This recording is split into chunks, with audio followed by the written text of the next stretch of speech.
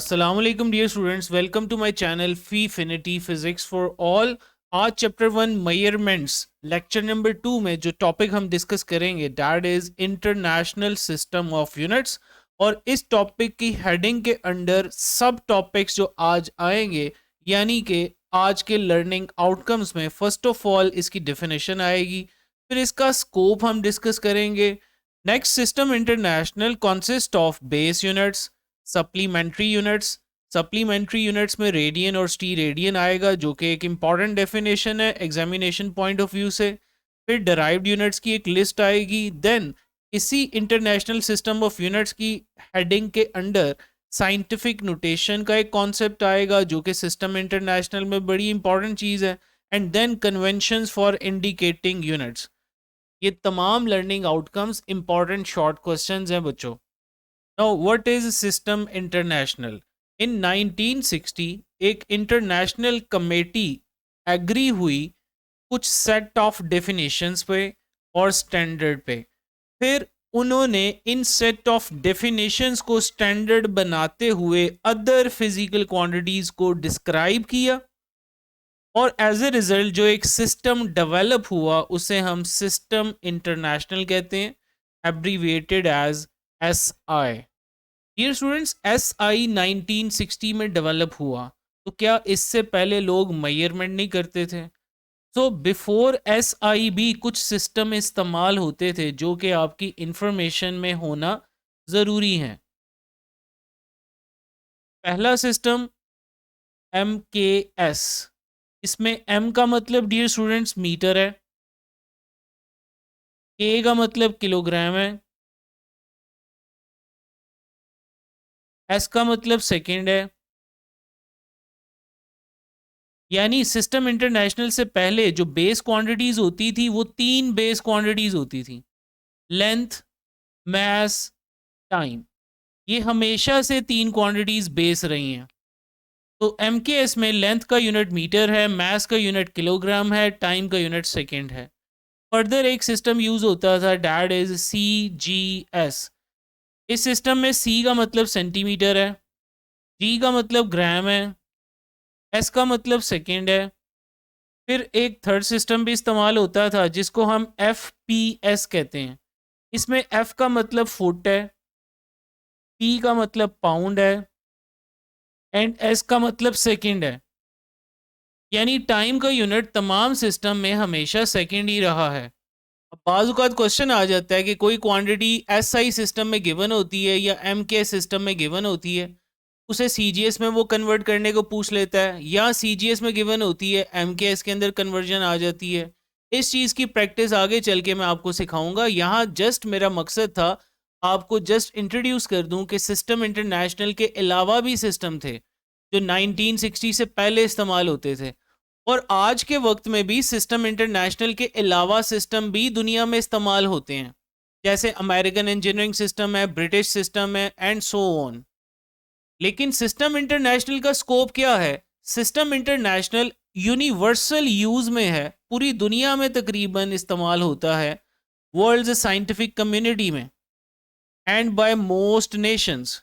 और इसकी वजह क्या है कि इसके अंदर जो अरिथमेटिकल मैनिपुलेशन है यूनिट्स की, इसको करना बहुत आसान होता है क्योंकि सिस्टम इंटरनेशनल प्रीफिक्सेस का इस्तेमाल करता है और साइंटिफिक नोटेशन का इस्तेमाल करता है।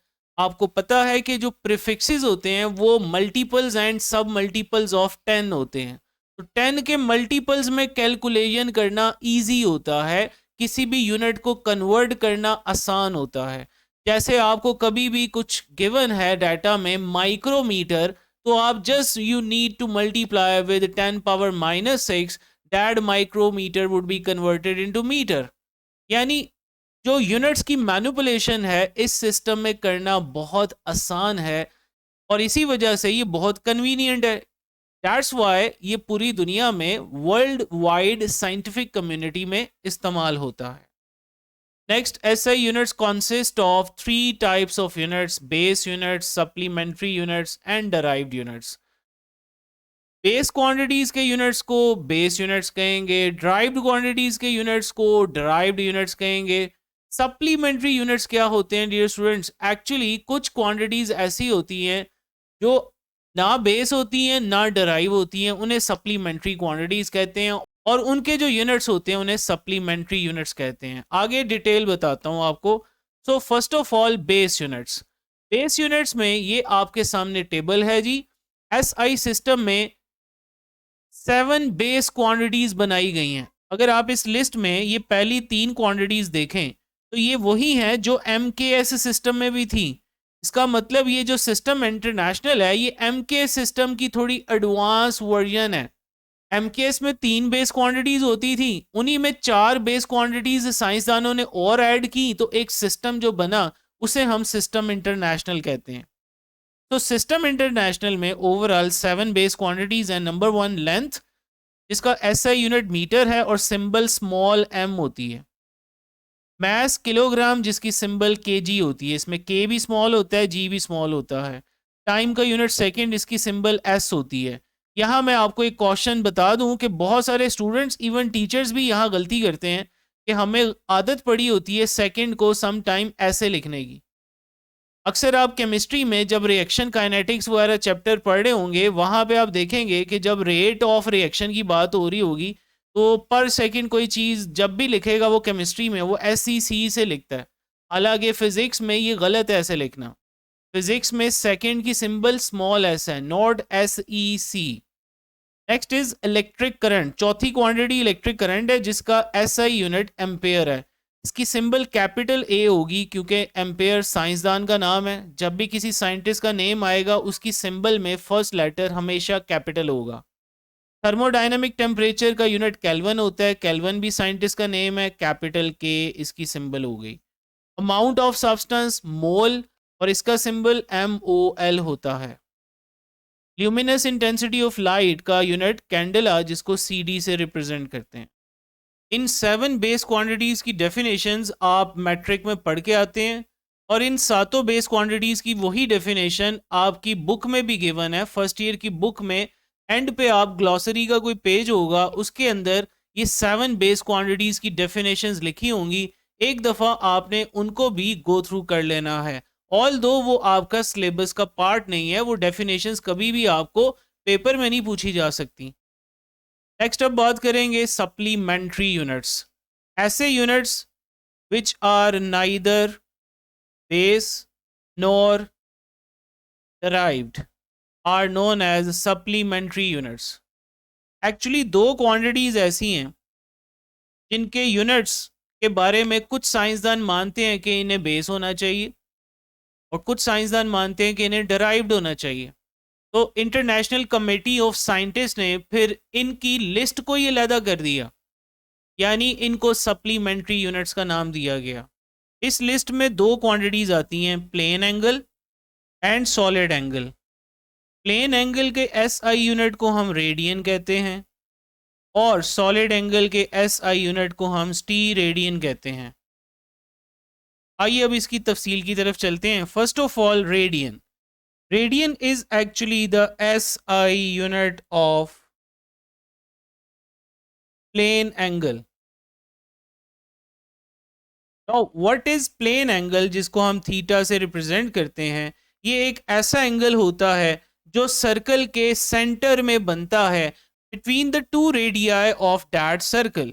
आइए इस बात को समझते हैं। स्क्रीन पे आपको ये एक सर्कल नजर आ रहा है। अगर इस सर्कल के सेंटर से हम 2 रेडियाई लाइंस बनाएं लाइक दिस, तो आप देख सकते हैं कि यहाँ 2 रेडियाई लाइंस के दरमियान ये बनने वाला एंगल ये एक्चुअली प्लेन एंगल है। फर्दर डियर स्टूडेंट्स, ये जो 2 रेडियाई लाइंस जा रही हैं ये सर्कल के ऊपर 2 पॉइंट्स पे कट कर रही हैं। पॉइंट A और पॉइंट B इन्हें कह देते हैं, और इस सर्कल के ऊपर ये एक लेंथ को कट कर रही हैं। इस लेंथ को अगर आप देखें ये कर्व डायरेक्शन में है, यानी ये स्ट्रेट लेंथ नहीं है, इसीलिए इसे आर्क का नाम दिया जाएगा और इसकी लेंथ को हम कहते हैं आर्क लेंथ, जिसे हम S लेटर से डिनोट करते हैं। इसका मतलब सर्कल के सेंटर पे 2 रेडियाई लाइंस के दरमियान जब भी कोई एंगल लिया जाएगा तो वो 2 रेडियाई लाइन सर्कल के सर्कमफेरेंस पे एक आर्क कट करेंगी। अगर उस आर्क की length dear students radius of circle के बराबर हो जाए तो तब सेंटर पे बनने वाले एंगल को हम 1 रेडियन कहते हैं। यानी 1 रेडियन की डेफिनेशन क्या हो गई? It is the angle between 2 radii of a circle which cut off on the circumference an arc whose length is equal to radius of circle। इसकी डेफिनेशन आपकी बुक में लिखी हुई है, सो बुक से आपने इसको तैयार कर लेना है। यहां पूरी डेफिनेशन लिखकर मैं वक्त ज़ाया नहीं करूंगा। हाँ, इसको आप थोड़ा शॉर्टकट वे में ऐसे भी डिफाइन कर सकते हैं कि the angle subtended by an arc at the centre of circle is 1 radian if its length is equal to radius of circle. लेकिन किताब में चूंकि ज़रा डिफरेंट वे में डिफाइन किया गया है और आपको पता है जो बुक की डेफिनेशन होती है, ज़रूरी है कि अगर आप बोर्ड का पेपर जब अटेम्प्ट कर रहे हैं तो जो बुक की डेफिनेशन है उसकी वर्डिंग को ना छेड़ा जाए। सो बुक में ये कुछ ऐसे डिफाइन होता है कि radian is a plane angle between 2 radii of a circle which cut off on the circumference an arc whose length is equal to radius of circle। Further dear students आपको इसका एक फॉर्मूला भी याद होना चाहिए। थीटा का formula होता है ratio of arc length and radius. Of course हमने एंगल को आर्क लेंथ की टर्म्स में डिफाइन किया है। अगर आर्क लेंथ रेडियस के बराबर होगा तो तब 1 रेडियन एंगल आना चाहिए। आइए देखते हैं। अगर मैं आर्क लेंथ को एस से डिनोट कर दूं, रेडियस को आर से डिनोट कर दूं, अब ज़रा आप इसमें एस की जगह पे आर पुट कीजिए तो देखें क्या रिजल्ट आता है। Theta would be r over r. क्या ये 1 रेडियन नहीं आ गया? इसका मतलब ये हुआ जो डेफिनेशन हमने पढ़ी फॉर्मूला बिल्कुल वही जवाब दे रहा है। It means theta or plane angle is defined as the ratio of arc length and radius of that circle dear students। अब यहाँ पे हम कंप्लीट सर्कल की बात करेंगे। कंप्लीट सर्कल में हम सब जानते हैं कि 360 डिग्रीज होते हैं। कंप्लीट सर्कल में 360 डिग्री होते हैं, लेकिन आपको पता है जो डिग्री है वो SI यूनिट नहीं है प्लेन एंगल का। SI यूनिट जो है डैट इज रेडियन। तो सम टाइम हमें ये ज़रूरत पड़ सकती है कि डिग्री को रेडियन में कन्वर्ट करना हो तो हमें पता होना चाहिए कि एक कंप्लीट सर्कल में रेडियन कितने हैं। आइए ये बात करते हैं। थीटा का वही फॉर्मूला S ओवर आर हमने लिखा। आप जानते हैं कि जब आप कंप्लीट सर्कल ले रहे हो तो कंप्लीट सर्कल की जो लेंथ होगी क्या वो सर्कमफेरेंस नहीं होगी? और सर्कमफेरेंस ऑफ सर्कल होता है 2 पाई आर। आर आर से कैंसिल हो गया। क्या जवाब आया जी? 2 पाई रेडियन। तो यहाँ से साबित हुआ कि एक सर्कल में या एक रेवोल्यूशन में 2 पाई रेडियन होते हैं या 360 डिग्रीज होते हैं। ये सारी बातें डियर स्टूडेंट्स MCQ के लिए बड़ी इंपॉर्टेंट है। यहाँ से ही आप 2 इंपॉर्टेंट MCQ और बना सकते हैं। अगर मैं ये जानना चाहता हूँ कि 1 रेडियन में डिग्री कितने हैं तो मैं ये 2 पाई वाले फैक्टर को इस तरफ ले जाता हूँ और 360 और 2 को कट कर देता हूँ तो मेरे पास जवाब बचेगा 1 radian is equal to 180 degree over pi. This is the way to convert radian into degree. हमने 1 रेडियन में डिग्री निकाल ली है। इन द सेम वे अब हम 1 डिग्री में रेडियन कितने हैं ये भी कैलकुलेट कर सकते हैं। तो उसके लिए अब इस 360 वाले फैक्टर को इस तरफ क्रॉस मल्टीप्लाई करें, राइट साइड पे 1 डिग्री बचेगा and that would be equal to pi by 180 radian. इसकी वैल्यू आपको डेसिमल में भी याद होनी चाहिए 0.0174 रेडियन। और ये जो 1 radian equal to 180 over pi था इसकी भी आपको होल नंबर वैल्यू पता होनी चाहिए। 180 को 3.14 पे डिवाइड करें तो ये 57.3 डिग्री आता है। All of these points are very important MCQs। Further dear students, इसके कुछ एक आध और एमसीक्यू करते हैं ताकि कॉन्सेप्ट हमें पूरी तरह समझ आ जाए। कल को वो आपको ये भी पूछ सकता है कि सपोज कीजिए जी ये सर्कल इस तरह गिवन हो और सर्कल के ऊपर ऐसे उसने ये आर्क की लेंथ आपको बताई हो, सपोज कर लीजिए ये 10 सेंटीमीटर है और रेडियस हमें 2 सेंटीमीटर बताया हो। ये सर्कल का सेंटर है और इस एंगल के बारे में पूछा हो, तो आपको पता है एंगल निकालने का फॉर्मूला है ratio of arc length and radius of circle.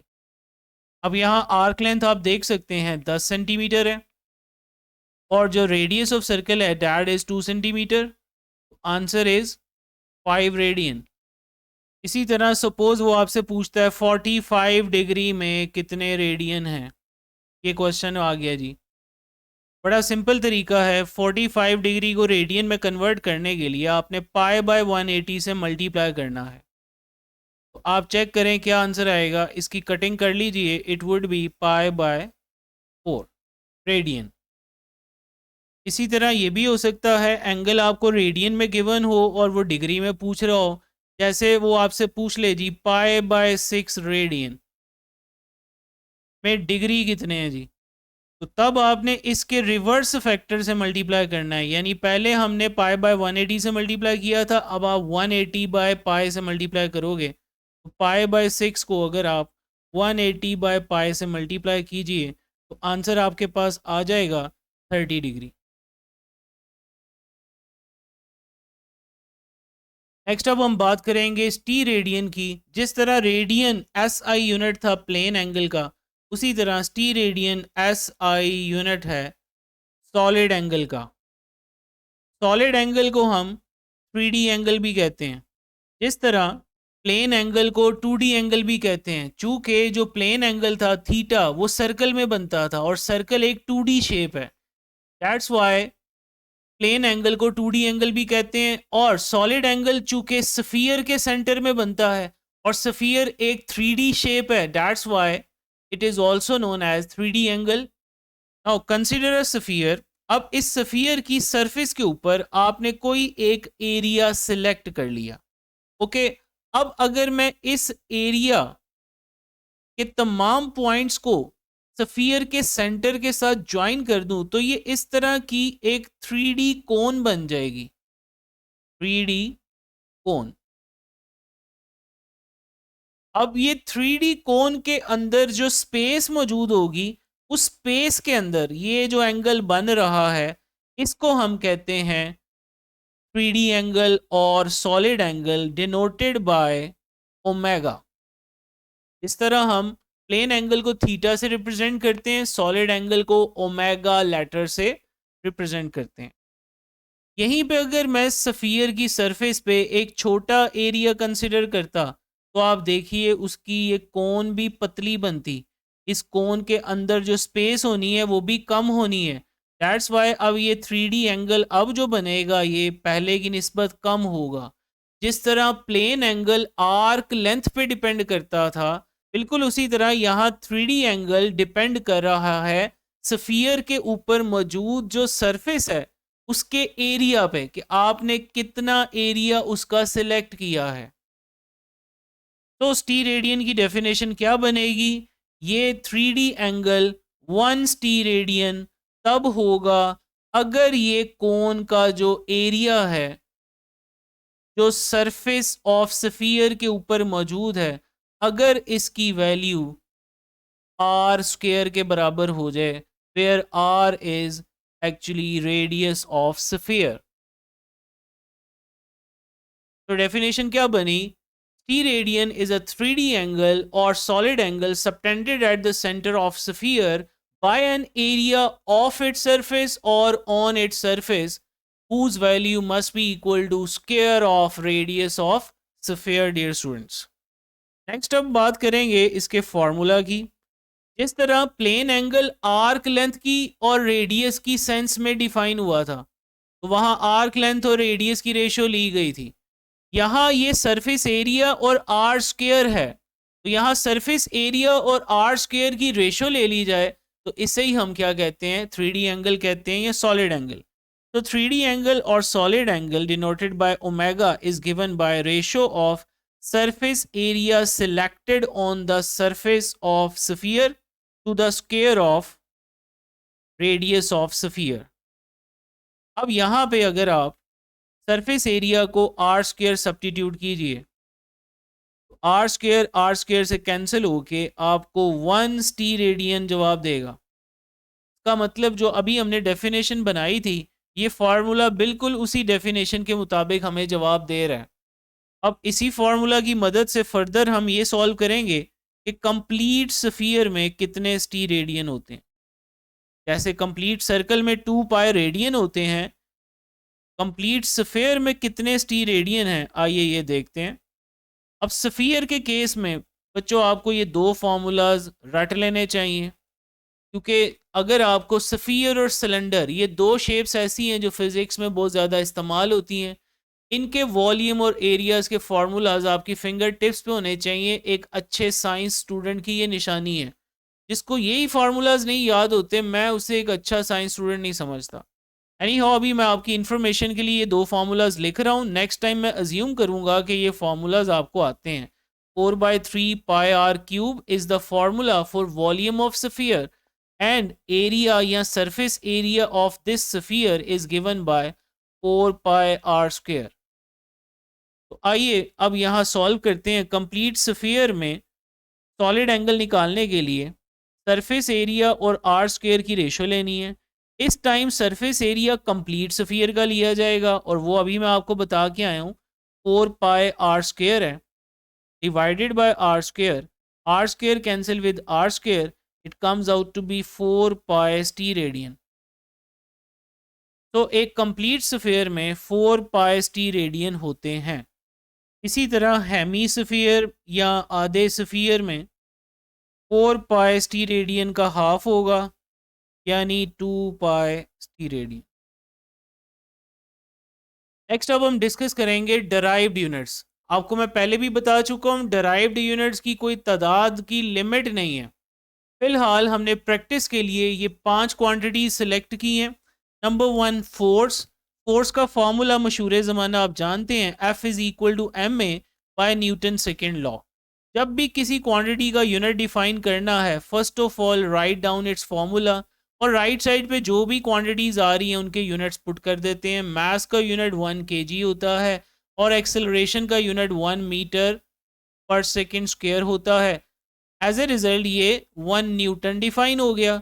तो 1 newton is a force which produces an acceleration of 1 metre per second square in a body of mass 1 kg।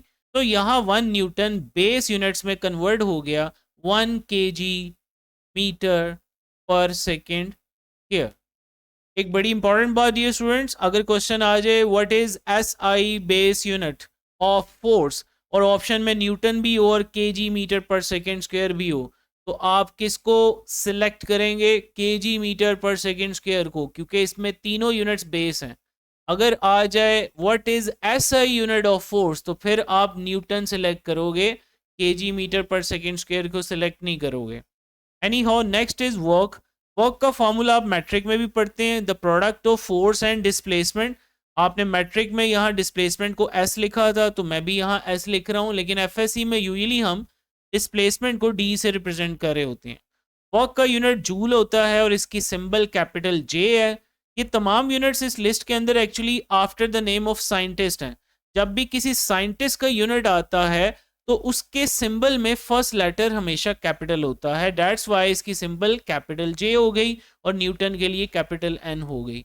आइए अब इसको डिफाइन करते हैं। W is equal to F into S।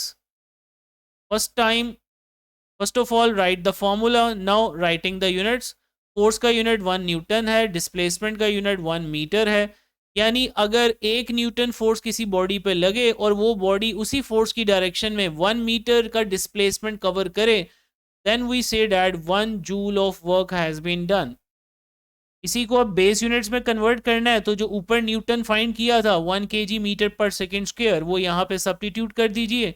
1 kg metre per second square multiply by metre, now it would become metre into metre, metre square हो जाएगा। 1 kg metre square per second square. Next term is power, which is defined as rate of doing work W over T. इसका SI unit watt होता है after the name of scientist, so इसकी simple capital W है. First of all formula लिखा, work का unit is 1 joule, time का unit 1 second. तो 1 watt is defined as 1 joule per second. यानी कोई बॉडी, कोई मशीन, कोई एजेंसी अगर 1 जूल का काम करती है 1 सेकेंड में तो उसकी पावर होगी 1 वॉट. इसी को बेस यूनिट्स में कन्वर्ट कर लेते हैं. 1 जूल बराबर था 1 kg metre square per second square. नीचे वाला 1 सेकेंड ऊपर आके पर सेकेंड बन जाएगा, तो अल्टीमेटली ये आ जाएगा 1 kg metre square per second cube. Next term is pressure, which is defined as force per unit area. इसका यूनिट पास्कल होता है, symbol capital PA after the name of scientist. First of all formula लिखा, P equal F over A. Force का unit newton, area का unit metre square, pressure का unit pascal. तो 1 pascal is defined as 1 newton per metre square. यानी अगर 1 Newton force लगती है 1 metre square area में, देन हम कहते हैं प्रेशर इज 1 पास्कल. इसी को बेस यूनिट्स में कन्वर्ट कर लेते हैं. 1 न्यूटन बराबर था 1 kg metre per second square divided by metre square. अब ये 1 मीटर नीचे वाले मीटर स्क्वायर में से 1 मीटर के साथ कट हो गया, डिनोमिनेटर में 1 मीटर बचेगा, ये ऊपर आकर पर मीटर बन जाएगा. सो आंसर आ जाएगा 1 kg पर metre per second square is the base unit of pressure. Next is electric charge. Electric charge actually आप लोग करंट इलेक्ट्रिसिटी के चैप्टर में मैट्रिक में 10th क्लास में आप पढ़ के आते हैं करंट का formula. Current is defined as rate of flow of charges through any cross section of wire given by Q over T. इस फॉर्मूला से हम चार्ज को डिफाइन करेंगे, Q is equal to IT. तो फर्स्ट ऑफ ऑल फॉर्मूला लिखा, Q is equal to IT. अब I is current which is already base quantity, तो इसका बेस यूनिट होता है एम्पेयर. 1 एम्पेयर आ गया करंट की जगह पे, टाइम की जगह पे 1 सेकेंड आ गया. सो चार्ज का यूनिट 1 कूलम डिफाइन हो गया. इसका मतलब अगर हमारे पास कोई वायर हो जिसमें करंट 1 एम्पेयर है, 1 कूलम चार्ज गुजर रहा होगा इन 1 second through any cross section of that wire. ये 1 कूलम की डेफिनेशन आ गई in terms of ampere second. और इसको बेस में कन्वर्ट करने की ज़रूरत नहीं है क्योंकि ये ऑलरेडी बेस में है. एम्पेयर भी बेस यूनिट है, सेकेंड भी बेस यूनिट है. So 1 coulomb is defined as 1 ampere second. Next अब सिस्टम इंटरनेशनल में हम साइंटिफिक नोटेशन का इस्तेमाल करते हैं. What is scientific notation? Numbers expressed in standard form which employs powers of 10 बच्चों. एक्चुअली कुछ नंबर्स ऐसे होते हैं जो बहुत बड़े नंबर्स होते हैं और कुछ नंबर ऐसे होते हैं जो बहुत छोटे हैं. उनको अगर हम एक नॉर्मल तरीके से लिखेंगे तो वो हमारी जगह भी बहुत लेंगे और हमारा टाइम भी बहुत ज़ाया करवाएंगे. इसलिए फिर उन्हें हम एक स्टैंडर्ड फॉर्म में कन्वर्ट करते हैं जिसमें हम 10 की पावर एम्प्लॉय करते हैं. आइए इस बात को समझते हैं. और फर्दर जो इंटरनेशनली एक्सेप्टेड प्रैक्टिस है उसमें डियर स्टूडेंट्स याद रखना है, साइंटिफिक नोटेशन बनाते हुए जो आपका नंबर है वो ऐसा होना चाहिए कि उसके लेफ्ट ऑफ डेसिमल के, यानी नंबर ऐसा होना चाहिए जिसके डेसिमल के लेफ्ट पे सिर्फ और सिर्फ एक नॉन जीरो डिजिट होना चाहिए. क्या मतलब है बच्चों, इस बात को जरा समझें. मैं अगर आपसे पूछूं 25, क्या इसके डेसिमल के लेफ्ट पे एक नॉन जीरो डिजिट है? 2 हैं, 2 और 5 दोनों नॉन जीरो हैं. का मतलब 25 तो नहीं हो सकता. 0.25 इसके डेसिमल के लेफ्ट में तो कोई एक भी नॉन जीरो नहीं है. का मतलब ये दोनों नंबर नहीं हो सकते. अगर मैं 2 नंबर लिखूं, 2 के डेसिमल के लेफ्ट पे क्या है? एक ही नॉन जीरो डिजिट है. 3 देख लें, इसके लेफ्ट पे सिर्फ एक ही है. इसका मतलब 1 से लेकर 10 तक जितने भी नंबर्स हैं इंक्लूडिंग 1 एंड एक्सक्लूडिंग 10, यानी 1 हो सकता है और 1 से बड़ी वैल्यू हो सकती है, लेकिन 10 से छोटी होनी चाहिए। इसलिए यहाँ मैंने ब्रैकेट में लिखा हुआ है इन बिटवीन 1 एंड 10। ये वो तमाम डिजिट्स हैं जिनके डेसिमल के लेफ्ट पे सिर्फ और सिर्फ एक नॉन ज़ीरो डिजिट होता है। और ये बात मैं आपको पहले ही बता चुका हूं कि it is useful to express very large और very small numbers in scientific notation. Further अब हम कुछ एग्जांपल्स के थ्रू समझेंगे। सपोज कीजिए हमारे पास एक नंबर है 0.00000054। अब ये नंबर चूंकि बहुत छोटा है और एक से भी छोटा है, साइंटिफिक नोटेशन में ज़रूरी है कि नंबर को 1 और 10 के दरमियान होना चाहिए। तो इसको बड़ा बनाने के लिए हम इसके डेसिमल को राइट पे मूव करेंगे और तब तक मूव करते रहेंगे जब तक ये नंबर 1 और 10 के दरमियान ना आ जाए। जैसे ही ये डेसिमल 5 और 4 के दरमियान आया तो आप देखें ये नंबर बन गया 5.4 which is in between 1 and 10। अब जितने स्टेप्स आपने मूव किए होंगे उतनी 10 की पावर नेगेटिव आ जाएगी। आप देख लें स्टेप्स जो आपने मूव किए हैं 1 2 3 4 5 6 स्टेप्स मूव किए हैं, 10 की पावर -6 आ जाएगा। तो एक बहुत छोटे नंबर को हमने एक कॉम्पैक्ट फॉर्म में लिख लिया, इसको हम साइंटिफिक नोटेशन कहते हैं। सेकंड एग्जांपल में सपोज करें अब आपके पास कोई बहुत बड़ा नंबर है लाइक 5 6 8 1 3 1 4 5। अब इस नंबर को साइंटिफिक नोटेशन में कन्वर्ट करने के लिए हम इसके डेसिमल को बैकवर्ड मूव करेंगे जब तक कि ये 1 और 10 के दरमियान ना आ जाए। 5.6 8 1 3 1 4 5 इनटू 10 पावर, जितने स्टेप्स आप बैकवर्ड मूव किए होंगे उतनी 10 की पावर पॉजिटिव आएगी। 1 2 3 4 5 6 7, 10 पावर +7। जैसे बच्चों आप जानते हैं मास ऑफ इलेक्ट्रॉन जिसकी वैल्यू होती है 9.1 इंटू 10⁻³ kg। खुद सोचें अगर मैं इसे इस तरह साइंटिफिक नोटेशन में ना लिखूं तो ये नंबर कितना छोटा नंबर है। देखिए ज़रा 0.000000, मुझे कम अज़ कम 30 ज़ीरो लगाने हैं और उसके बाद लिखना है 91।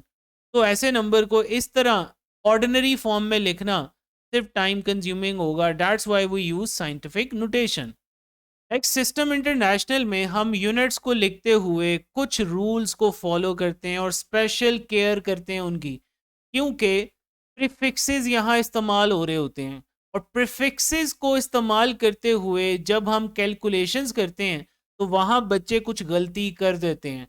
तो इन गलतियों से बचने के लिए सिस्टम इंटरनेशनल में हमारे पास कुछ रूल्स हैं, कुछ कन्वेंशंस हैं जो हम यूनिट्स को लिखते हुए या उनको मैनिपुलेट करते हुए हम इस्तेमाल करते हैं। नंबर 1 रूल है full name of the unit does not begin with a capital letter even if named after a scientist। यानी बच्चों आप जानते हो कि फोर्स का यूनिट न्यूटन होता है।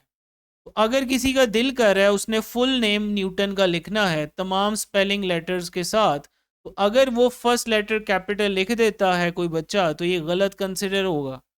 न्यूटन को अगर फुल स्पेलिंग के साथ फुल नेम के साथ लिखना है तो इसका फर्स्ट लेटर स्मॉल होना चाहिए, चाहे ये किसी साइंसदान का नाम ही है।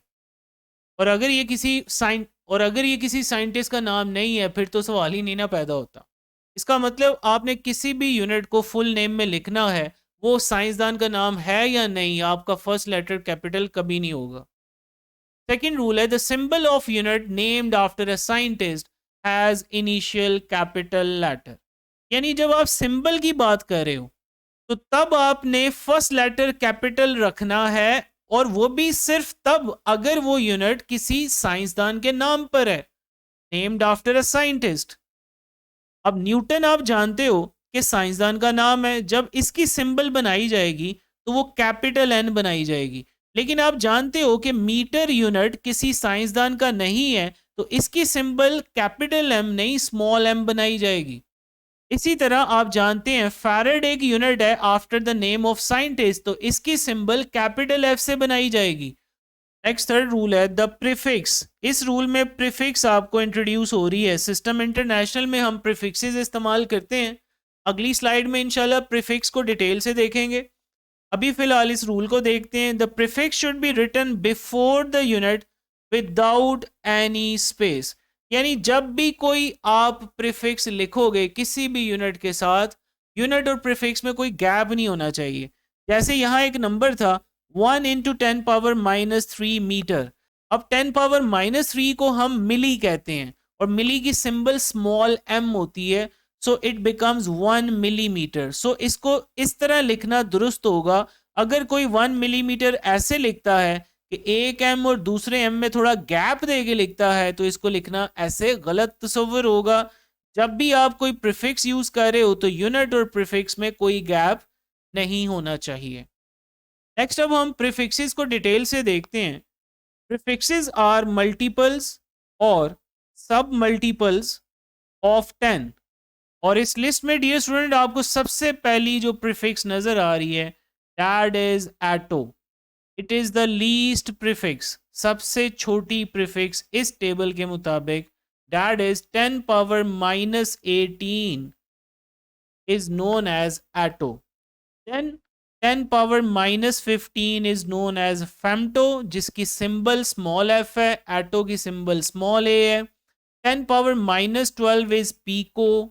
Then 10⁻⁻9 is nano, सिंबल्स भी आपके सामने है। पिको की सिंबल स्मॉल p है, नैनो की n है। देन माइक्रो है 10⁻⁻6, सिंबल इसकी आपके सामने है micro.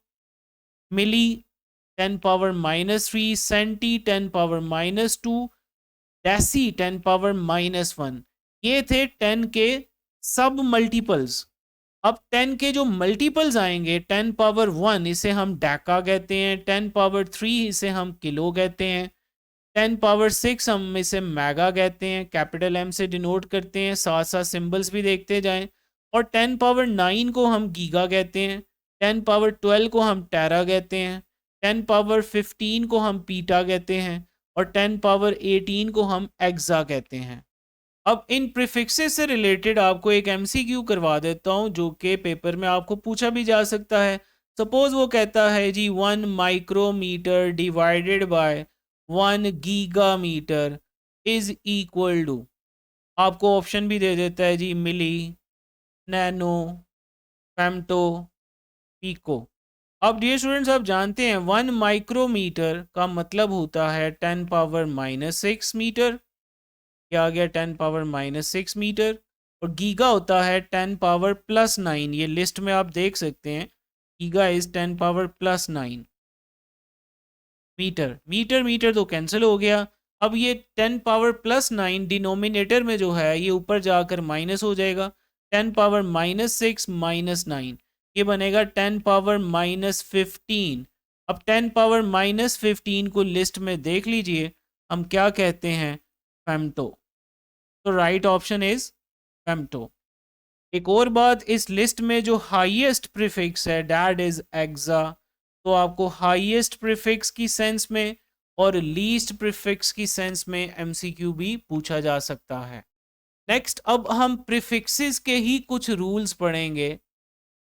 Rule number 4 is a combination of base units is written each with 1 space apart. पिछले रूल में हमने देखा था कि जब भी प्रीफिक्स किसी यूनिट के साथ अटैच की जाएगी तो कोई गैप नहीं रखा जाएगा। लेकिन जब भी आप दो बेस यूनिट्स को मल्टीप्लाई कर रहे हो, जैसा कि आप जानते हो 1 न्यूटन बराबर होता है 1 kg metre per second square. इसको इस अंदाज में लिखना गलत होगा क्योंकि आप जानते हो कि केजी, मीटर और सेकेंड ये तीनों सेपरेट बेस यूनिट्स हैं। जब भी डिफरेंट यूनिट्स मल्टीप्लाई हो रहे होंगे इनके दरमियान एक स्पेस होनी चाहिए, यानी इसको इस तरह लिखना चाहिए 1 kg।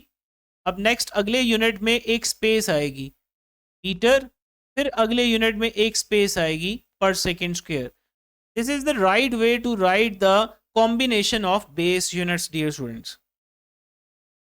लाइक एक और एग्जांपल इधर देख लीजिए, आपको पता है 1 joule is defined as 1 newton metre. तो इसे ऐसे लिख देंगे न्यूटन और मीटर को इकट्ठा जोड़ के, तो ये लिखना ज़रा गलत तस्वुर होगा। लेकिन अगर आप इसे ऐसे लिखेंगे 1 न्यूटन और आगे मीटर को लिखेंगे एक स्पेस दे के, this is the right way to write the combination of base units.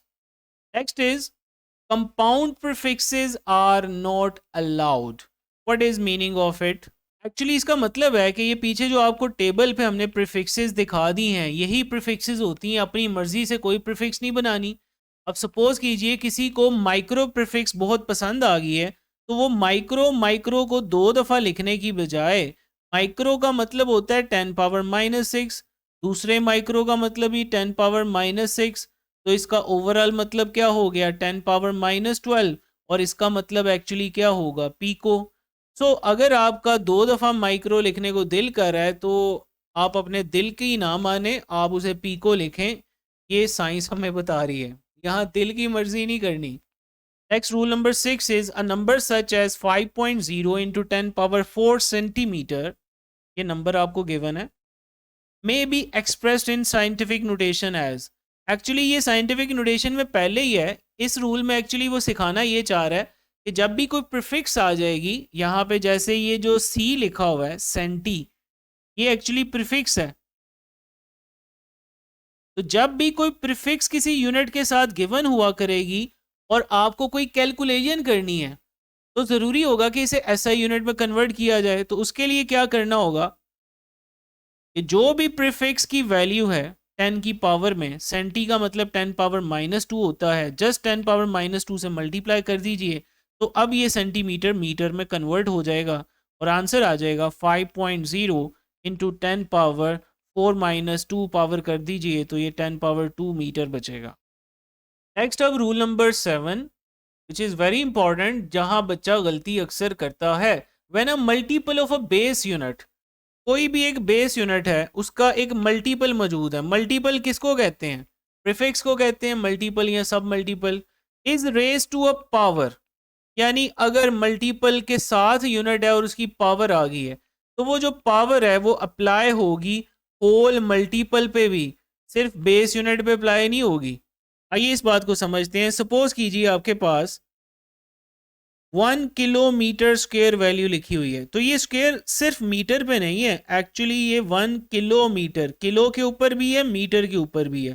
Kilo होता है 10⁻3 और ये स्क्वायर अब 10⁻3 पर भी आएगा, मीटर पे तो आना ही आना है, तो ये क्या बनेगा अब 10⁻6 मीटर स्क्वायर।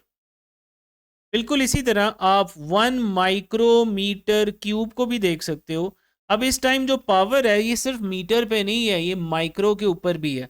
अब माइक्रो क्या होता है 10⁻⁻6, और इसकी पावर साथ 3 आएगी और मीटर पे तो पावर आएगी ही आएगी। तो टोटल ये क्या आ जाएगा, जब भी 10 की पावर की होल पावर आ जाए तो पावर्स मल्टीप्लाई होती हैं। -6 को 3 से मल्टीप्लाई कर दें तो ये -18 पावर में आ जाएगा metre cube. Next rule number 8 एक ऐसा रूल है जी जो कि तमाम फिजिक्स के न्यूमेरिकल्स करते हुए इस्तेमाल होगा। जब भी हम कोई फिजिक्स का न्यूमेरिकल कर रहे होंगे, कोई ना कोई क्वांटिटी हमें सेंटीमीटर में, माइक्रोमीटर में, माइक्रोफैरड में, माइक्रोकूलम में इस तरह गिवन होगी, तो हम हमेशा उसे एसआई बेस यूनिट में कन्वर्ट करके फॉर्मूला में पुट करेंगे तो जवाब सही आएगा। यही रूल नंबर 8 बता रहा है हमें। तो आप देखिए रूल नंबर 8 कह रहा है measurement in a practical work, यानी प्रैक्टिकली जब भी आप कोई मेजरमेंट करें तो आप उसको रिकॉर्ड कर सकते हैं अपनी मर्जी के यूनिट के मुताबिक। ऑफ कोर्स मैंने अपनी हाइट मालूम करनी है तो मेरी मर्जी है मैं इंचेस में मालूम करूं, फीट में मालूम करूं, मीटर में मालूम करूं, लेकिन हर चीज़ को मेजर करने के लिए कोई अप्रोप्रिएट यूनिट होता है, आपको पता है। छोटी वैल्यूज़ को मेजर करने के लिए छोटा यूनिट इस्तेमाल होता है, बड़ी वैल्यूज़ को मेजर करने के लिए बड़ा यूनिट इस्तेमाल होता है। जैसे दो स्टार्स के दरमियान या सूरज के दरमियान और अर्थ के दरमियान फासले को हम लाइट ईयर में मेजर करें या किलोमीटर में मेजर करें तो अच्छा लगेगा, लेकिन मैं अपनी हाइट को अब किलोमीटर में मेजर कर रहा हूं तो ये फजूल ही लगेगा। इट मीन्स जब भी आप प्रैक्टिकली कोई मेजरमेंट कर रहे हैं तो आप अपनी मर्जी का यूनिट इस्तेमाल कर सकते हैं, लेकिन क्वेश्चन क्या है भाईजान, before calculation for the result, यानी फिजिक्स के फॉर्मूला में कोई वैल्यू पुट करके आप जवाब निकालना चाह रहे हैं, तो जितनी भी मेजरमेंट्स आप उस फॉर्मूला में सब्स्टिट्यूट कर रहे हैं, तमाम को कन्वर्ट करना ज़रूरी है अप्रोप्रिएट SI बेस यूनिट्स में, तब आपको वो फार्मूला सही जवाब देगा, वरना सही जवाब नहीं आएगा। तो प्रैक्टिकली जौन सा मर्जी यूनिट इस्तेमाल करें मेजरमेंट करते हुए, जैसे माइक्रोमीटर स्क्रू गेज मेजर करता है मिलीमीटर में, और मैस कैलोरी मीटर मेजर करता है ग्राम में। लेकिन जब भी आप इन वैल्यूज़ को किसी फार्मूला में कैलकुलेशन के लिए, रिजल्ट बनाने के लिए इस्तेमाल करेंगे, तो उनको अप्रोप्रिएट SI बेस यूनिट्स में होना चाहिए। यहाँ तक डियर स्टूडेंट्स ये लेक्चर फिनिश हुआ। अगर ये वीडियो पसंद आई है तो मेरे लेक्चर को लाइक करें, सब्सक्राइब करें एंड शेयर करें तमाम स्टूडेंट्स तक जिनको आप जानते हैं, ताकि मैक्सिमम स्टूडेंट्स की हेल्प हो सके। Keep watching and stay tuned. अल्लाह हाफिज़।